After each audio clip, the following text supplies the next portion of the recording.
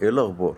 معاكم كرولو ساني في قناة من تحت الكبوت. النهاردة معانا ماستر فرامل كيا شوما 2001 او سيفيا. الموضوع كان صعب ان احنا نكتشفه لان الزيت بيهرب، صعب تلاقيه، مفيش اي مجال للتسريب تحت العربية، ولكن الحمد لله اكتشفناه. دلوقتي معانا الماستر بيجي بمخرجين او باربع مخارج. اللي متوفر عندنا في المكان 4 مخارج، فعملنا طبتين وجربناهم على الماستر القديم والحمد لله نفعت وركبناه على الماستر الجديد. زي ما انتوا شايفين سيرفو الفرامل متعبي زيت.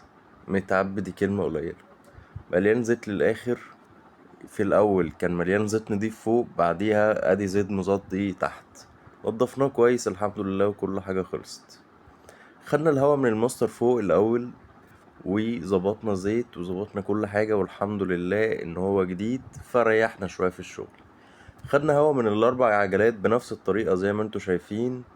بيبقى حد قاعد جوه العربية يدوس فرامل، واحد يفك مسمار الهوا، والموضوع زي ما انتوا شايفين سهل وبسيط. يبقى دوس، انت هتفك، انت هتربط، هتقول للي قاعد جوه سيب. الموضوع سهل مفيهوش اي مشكلة، بس هو حيرنا شوية حتة ان الزيت بيروح فين. مفيش زيت بيتسرب تحت العربية اول ما جت مكملتش يوم، والطنبورة بتاعة الكرنك لأنها مفوتة بتلف في مكانها بعد سرعة 2500 ار بي ام، وفي نفس الوقت كانت مسؤولة عن ترمبة المايه، فكان في شوية مشاكل كتير.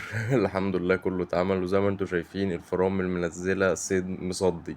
كشفنا العربية كلها بحيث ان احنا بصينا تحتيها واحنا بندوس فرامل اكتر من مرة، ملقناش اي نقطة تسريب غير بعد ما ركبنا المصدر الجديد، لان كبسه اعلى ظهر لنا ان خرطوم الفرامل نفسه مخروم وفي تسريب شديد جدا لزيت الفرامل. بجانب ده لقينا تسريب في زيت الباور. زيت الباور زيت مهم مفيهوش كلام، ماشي، لو نقص من عندك في المكنه هيبوظ لك ترمبه الباور. تسريب هنا بمقدار نقطتين كل ما يقارب 30 ثانيه. بسبب ايه؟ بسبب خرطوم بسيط من القربه للسكاتره تحت اللي هو الراجع من الترمبه. الخرطوم ده مش بتاعها، مش مقاسها، راكب على القربه، ولكن راكب بالعافيه في حته صغيره جدا على ماسورة الاسكاتر. ركبنا قفيز وشدناه سنة زيادة، ولكن برضو لسه مازال في تسريب، ولكن اقل من الاول بكتير. وبس على كده، اشوفك في الفيديو الجاي. لايك، اشتراك وسبسكرايب ما تنساش. لو عربيتك عطلت هتزعلك، ولو انت مش متابع قناة من تحت الكبوت هيفوتك فيديوهات تقيلة في مجال عالم السيارات. كل الصيانات هتتعلمها لوحدك.